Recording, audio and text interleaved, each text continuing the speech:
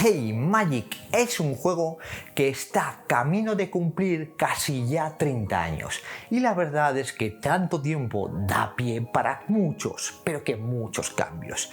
El juego ha ido evolucionando con el paso de los años, pero cada cierto tiempo, cíclicamente, aparecían algunas voces que anunciarían que esto del Magic se acabaría en breve.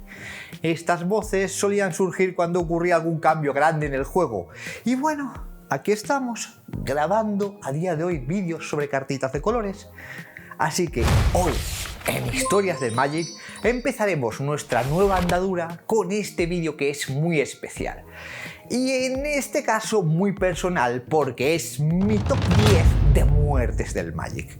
Os lo diré en el orden que creo que era menos probable a que Magic se acabase al que más. Así que estaros preparados en este vídeo para dar muchísimos saltos en el tiempo y empezamos por el número 10, las reglas de la sexta edición de Magic. Con la salida de la sexta edición, probablemente una de las ediciones con el borde más feo que jamás hayamos conocido, Wizards tuvo una gran idea: organizar todas las reglas que habían salido de Magic hasta ahora, redactarlas de nuevo, pasarlas a limpio y transcribir junto a ellas situaciones de juego que podían existir a nivel de interacciones entre las cartas. Pero con la sexta edición no solo vino el orden y la limpieza al reglamento de Magic, sino que también hubo cambios en las reglas. Hasta el día de hoy, esta es la edición que más cambios ha sufrido en las reglas de juego. La gran mayoría son tremendamente necesarios y estoy seguro de que no concebiríamos el Magic de la actualidad sin estos cambios. Pero hubo un cambio que fue realmente polémico: el daño de combate a la pila. A partir de sexta edición, todo Magic iba a funcionar mediante la regla de la pila y absolutamente todo lo que ocurría en el juego pasaba por este sistema. Esto significa que podía responder con instantáneos y habilidades a absolutamente todo que ocurre en el juego. Con estas reglas, esta criatura, el fanático Mog, era tremenda, ya que por ejemplo si bloqueaba a una criatura resistencia 2, podía matarla ella sola. Solo tenías que responder al daño de combate cuando entraba en la pila con su habilidad. Si no sabes ni lo que es la pila ni cómo usarla, pues aquí te dejo un vídeo para que lo veas y oye, así sepas un poquito más. Este cambio de las reglas tan grande trajo muchas quejas porque Magic ya no era como antes. Y con estas reglas nuevas pues ya no se sentía el juego como se sentía en antaño. Pero la verdad es que pienso que Magic se sigue sintiendo igual con o sin daño en la pila y que posteriormente recibiríamos otros cambios que modificarían más profundamente la naturaleza del Magic. 9. El Naladni Dragon. Este dragoncito que veis a mi lado, podemos decirlo abiertamente, como criatura es bastante mala, pues resulta que fue una de las mayores fuentes de salsa de su época. En 1994, ya que esta carta tiene el honor de ser el primer cartoncito que no te puedes abrir en un sobre de Magic para conseguirlo. El Naladni Dragon fue la primera carta promocional de la DragonCon de 1994, que es una convención de juegos de mesa que todavía a día de hoy se sigue celebrando. Esto provocó un montón de quejas. La gente hablaba sobre si en Magic se empezaba con esta dinámica a hacer promocionales, pues que iba a acabar siendo muy mala idea, porque si se les iba la mano y creaban alguna carta promocional demasiado poderosa, quizás supondría una diferencia importante entre aquellos jugadores que tuvieran en su baraja esa carta y aquellos que no. Esto cabreó bastante a la comunidad de Magic norteamericana de aquella época, que era la única que por esos tiempos tenía algo de voz, y se lo trasladaron a Wizards, que optó por regalar un Naladni Dragon en la publicación de su revista The Duelist número 3. Esta decisión no calmó a la comunidad. Es más, la gente se calentó más todavía, sobre todo cuando descubrieron que con las primeras novelas de Magic también estaban dando cartas promocionales que no salían en los sobres. Aunque la verdad es que con el tiempo la cosa se relajó porque todo esto no provocó el fin del Magic, sino que realmente no ocurrió nada. Por supuesto, Wizards sacó en una de estas novelas una promo lo suficientemente poderosa para que se jugase muchísimo, el Mana Creep, una carta que a día de hoy todavía se sigue jugando en algunos formatos y que ha sufrido muchas reediciones. Realmente creo que esto, más que un fin del Magic, solo fue un lloro gordo, y que actualmente hemos vivido algo parecido con Secret Lairs como The Walking Dead y toda la polémica que surgió de también esas promocionales. Y aquí estamos. Por eso, a día de hoy, no me paro de preguntar sobre qué pensarían aquellas personas que se quejaban en 1994 si lo comparamos con la actualidad, en la que hay 1001 cartas promocionales que las puedes conseguir por 8000 vías distintas, y yo qué sé. Yo creo que fliparían bastante pensando cómo es que Magic no se ha terminado todavía. Número 8. Las cartas míticas.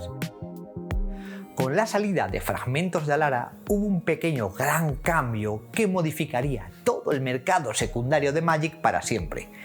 La aparición de raras míticas dentro de los sobres. Una nueva frecuencia de carta todavía más difícil de conseguir que las raras.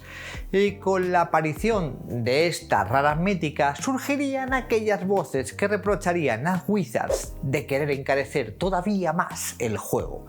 Y por supuesto, no tardarían en volver aquellos que pronosticaban el fin de Magic, debido a que se convertiría en un juego tan sumamente caro que la gente lo abandonaría para dedicarse a otros entretenimientos más baratos y más económicos. Una cosa está clara, que para la salida de Fragmento de Alara en 2008, Magic tenía tanta inercia y tanta historia detrás que realmente tenía que ocurrir algo de naturaleza totalmente distinta para que esto supusiera el fin de Magic.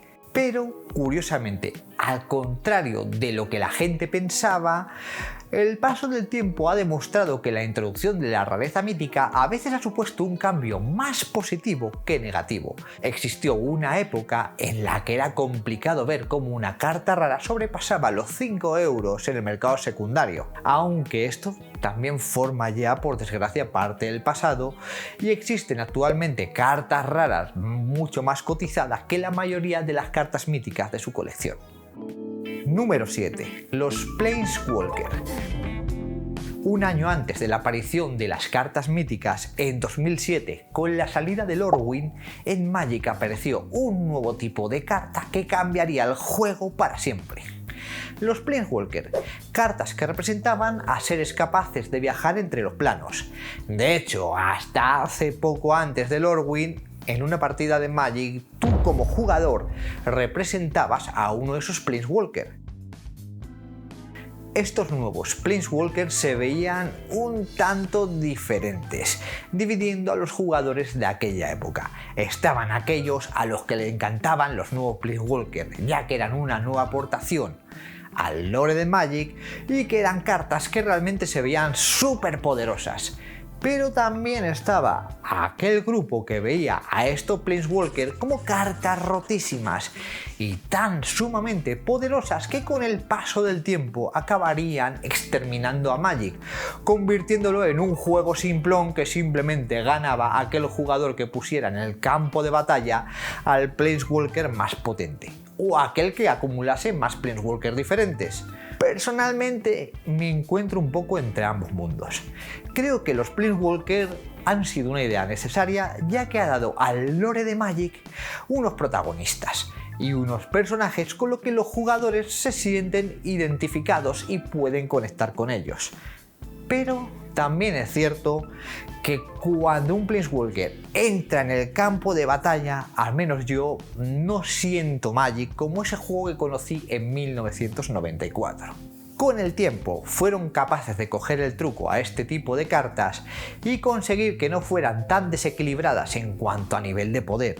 También veríamos más cartas nuevas de Magic capaz de combatir eficientemente a los Planeswalker, y a esto haría que no fueran cartas tan determinantes como lo fueron en sus inicios. Número 6. El invierno del combo. hace muchos años, en 1998, hubo una época en la que todo el juego competitivo pasaba por jugar estándar y extendido. Es más, Wizard quería que te quedases jugando Magic competitivamente a uno de esos dos formatos.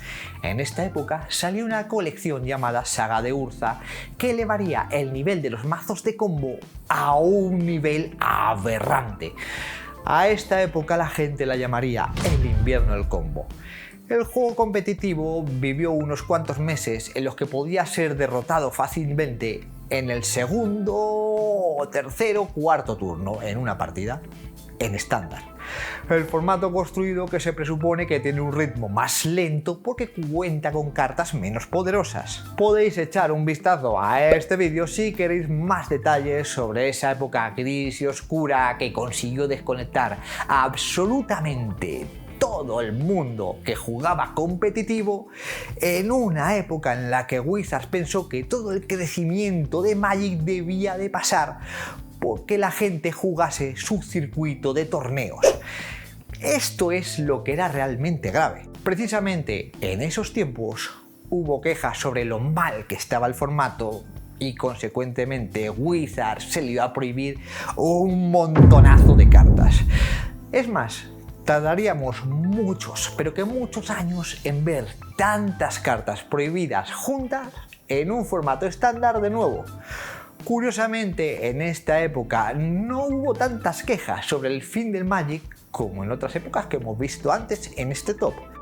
Aunque aquí sí que se notaba el olor de la tristeza, el olor a cadáver, a muerto en el ambiente.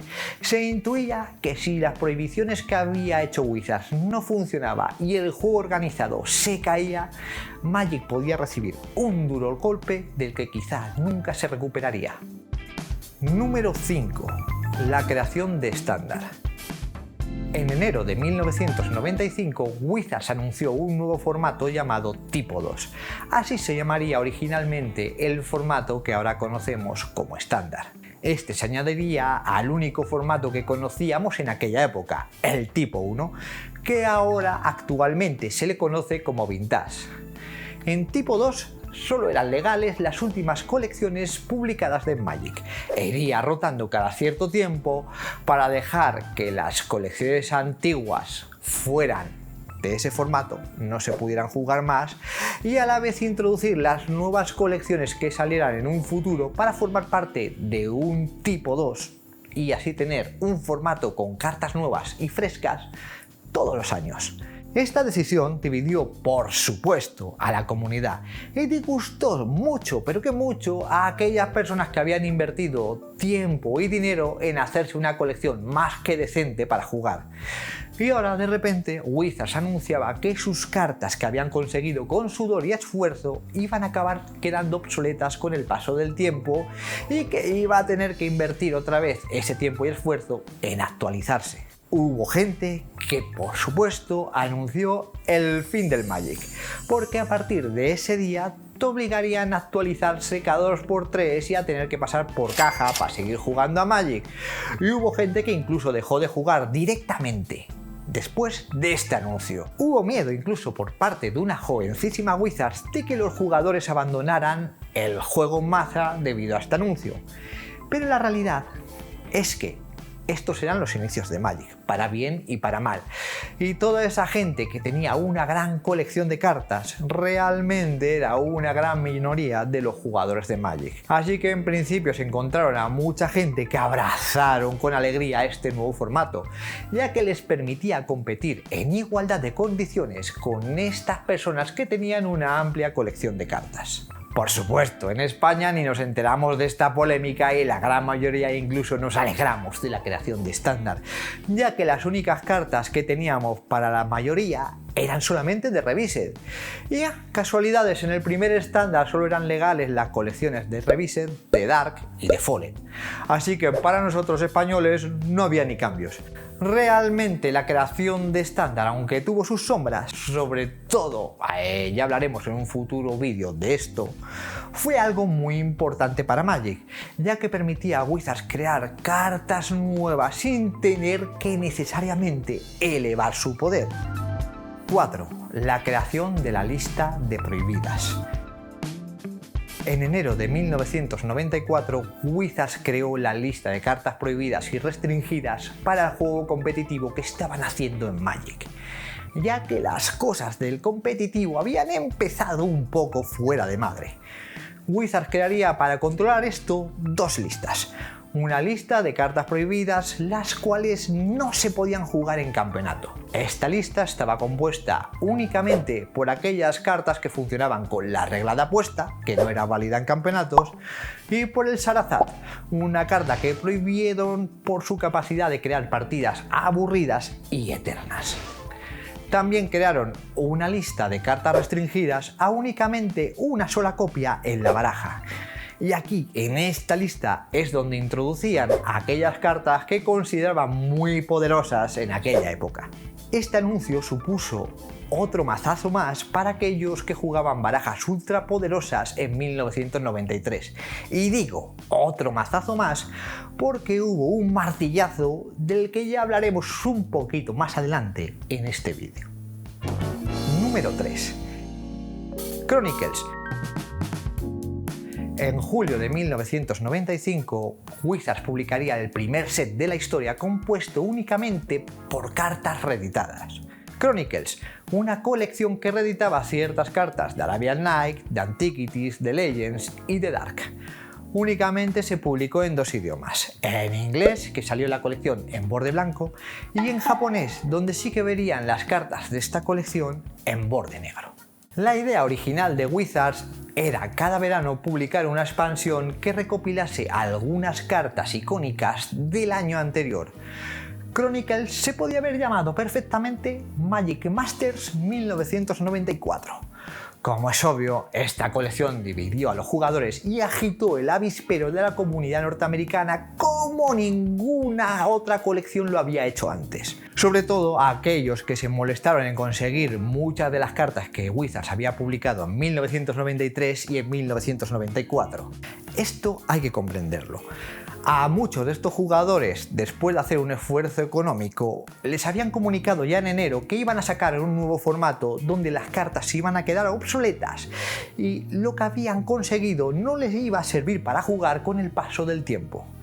Y ahora, en verano, se encontraban que algunas de estas cartas que le habían costado sangre, sudor y lágrimas para conseguir, como por ejemplo la City-of Brass, una carta muy cotizada en aquella época, pues que las habían reeditado y que ahora pues cualquiera podía tenerlas.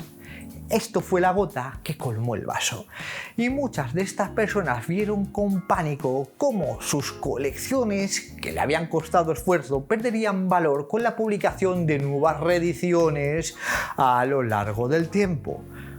Sumado a que encima en un futuro no iban a poder jugar esas cartas en campeonatos debido a la nueva política que tenía Wizards respecto al juego competitivo, consiguieron que estos jugadores se echasen cabreados encima de Wizards, que entraron literalmente en pánico y prometieron muchas cosas. Por ejemplo, pues no abandonar a estos jugadores y hacerles eventos de tipo 1 de vintage para ellos, en cancelar las colecciones anuales que suponían reediciones. Y eso hizo que cancelaran la siguiente colección de Chronicles prevista para verano de 1996. En definitiva, aunque otra vez más la salida de Chronicles fue un sufrimiento para aquellos estadounidenses que habían conseguido sus cartas de Arabian o de Antiquities, hay que decir que a los europeos pues nos vino bien, porque pudimos acceder a cartas poderosas y complicadas de conseguir en Europa, como eran el Hernán Jin o la City of Brass. Con el paso del tiempo, la comunidad cambió su forma de pensar respecto a las reediciones de las cartas y ahora es muy común encontrarnos cada año con una colección compuesta únicamente con cartas reeditadas.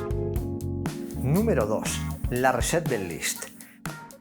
Hay un dicho popular en España y es: de aquellos barros, estos lodos. Y casa muy bien con el número 2 de esta lista. La Reset Bet List fue una lista creada por Wizards como consecuencia del miedo.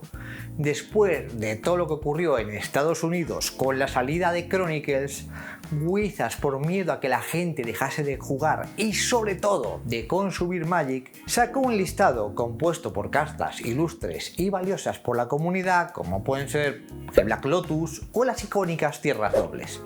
Wizards se comprometía a no reeditar jamás las cartas de esta lista y tampoco a editar una carta que hiciera exactamente el mismo efecto pero con distinto nombre.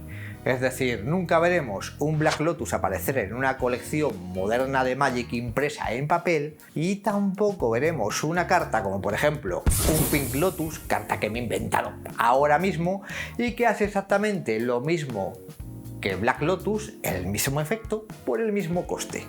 Esta lista fue la que aplacó la ira de la comunidad en 1995, pero a la vez crearon un monstruo que a la larga daría mucha polémica y discusión entre los jugadores de Magic. Hoy todavía hay polémica entre gente que está a favor de esta lista y aquellas personas que están en contra. Wizards todavía sigue manteniendo la Reset Bet List e incluso añaden cartas nuevas de colecciones posteriores. Puede que ya no lo hagan por la comunidad, sino por mantener el valor icónico que han conseguido estas cartas a lo largo del tiempo. Número 1.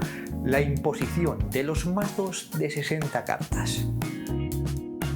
Cuando salió Alpha y Beta en 1993, prácticamente todo valía en términos de construcción de mazo. En el reglamento de Alpha ponía que un mazo tenía que estar compuesto por un mínimo de 40 cartas. Y ya está. Eso es todo.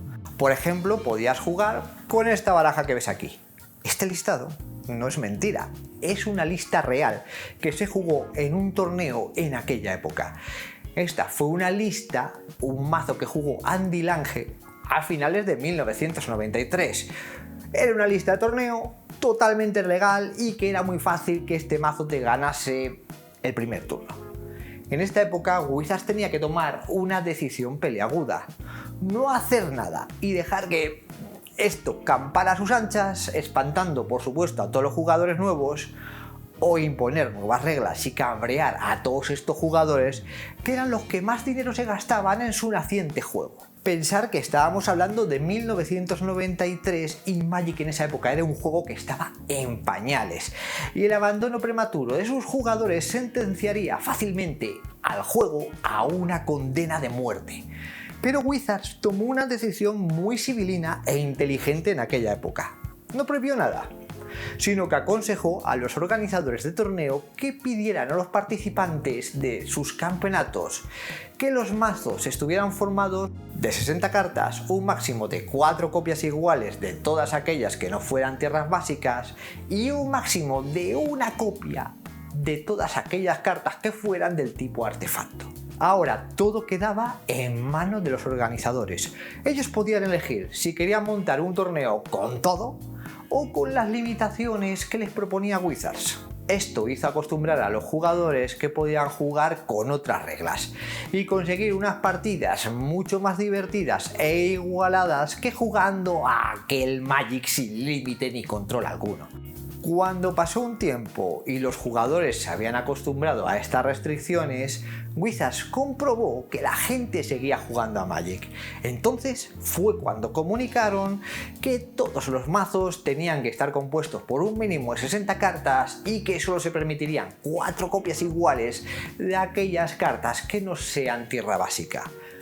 En el momento que anunciaron esto, algunos jugadores, por supuesto, estos que tenían estos mazos locos, se echaron encima. Pero Wizards ya sabía, gracias a las pruebas que había hecho, que la gente seguiría jugando y que habían superado quizá el momento más cercano que tuvo Magic a desaparecer. Y estas son mis top 10 muertes que tuvo Magic y que nunca sucedieron. Sé que hay muchas más, sé que algunas de estas todavía tienen polémica a día de hoy, pero yo te reto a que pongas aquí, en este vídeo, tu lista de aquellas muertes que anunciaron para Magic y que nunca han sucedido. Y nos vemos, os recuerdo que aquí estaremos con un vídeo semanal como un clavo, así que nos vemos pronto con más historias. ¡Chao!